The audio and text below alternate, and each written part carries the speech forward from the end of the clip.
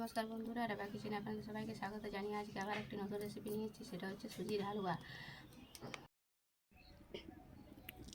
সুজি আর হালুয়া বানানোর জন্য আমি নিয়েছি এখানে ক্যাপসিকাম কুচি, ফুলকপি, মটরশুঁটি, পেঁয়াজ, গাজর, আলু, এখানে চিনে বাদাম, কাঁচা লঙ্কা আর সুজি। এখানে উনুনের মধ্যে আমি একটা কড়াই চাপিয়ে দিয়েছি, এর মধ্যে কিছুটা আমি সাদা তেল দিয়ে দেবো।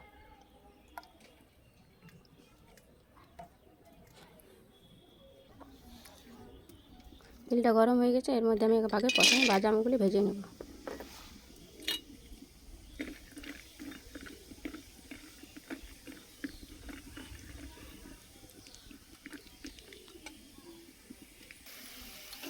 বাদামগুলি ভাজা হয়ে গেছে, বাদামগুলি তুলে নেব।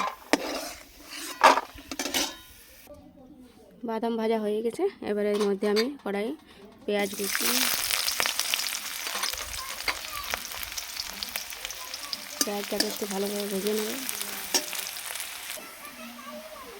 পেঁয়াজটা ভাজা হয়ে গেছে, এবার এর মধ্যে আমি ফুলকপি টুকরো আর আলু কুচানোটা আমি দিয়ে দেবো। ভালো করে ভেজে নেব। ভালোভাবে ভাজা হয়ে গেছে সব। এবার এর মধ্যে আমি কুচনো গাজর, কুচনো ক্যাপসিকাম দিয়ে ভালো করে আবার নেড়ে চেড়ে ভেজে নেব।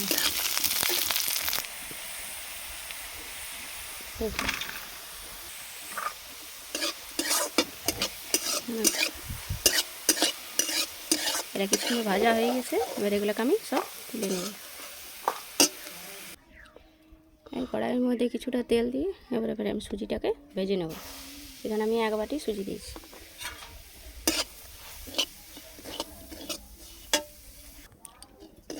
দেখুন বন্ধুরা, সুজিটা ভাজা হয়ে গেছে, এবার সুজিটার মধ্যে আমি জল ঢেলে দেবো। 3 কাপ মতো জল দিয়েছি। সুজিটাকে ভালো করে ফুটিয়ে নেব। দেখুন একটু ভালোভাবে ফুটিয়ে গেছে, এবার এর মধ্যে আমি চিনি দিচ্ছি। এখানে 100 গ্রাম মতো আমি চিনি দিয়ে দিচ্ছি।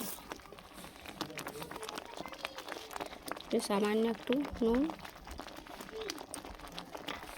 দিয়ে ভালো করে আমি এটাকে মিক্স করে নেব। দেখুন এটা জলটা অনেকটা মরে গেছে, এর মধ্যে আমি যে ভেজে রেখেছিলাম সবজি বাদাম সব সেগুলো দিয়ে দিই। আর এখানে আমি দুটো কাঁচা লঙ্কা আর কিছু হলো মটরশুঁটি দিয়ে ভালো করে মিক্স করে নিই।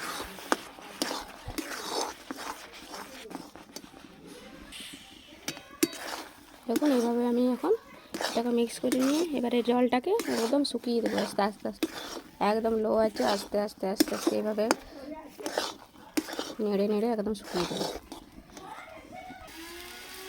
যখন এবারে নেড়ে নেড়ে নেড়ে নেড়ে পুরো জলটা অনেকটা শুকিয়ে গেছে, এটাকে আমি আরও ভালোভাবে শুকিয়ে নেব।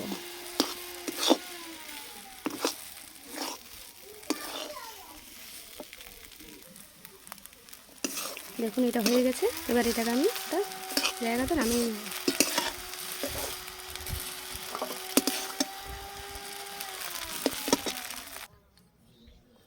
দেখুন বন্ধুরা, সুজির হালুয়া তৈরি হয়ে গেছে।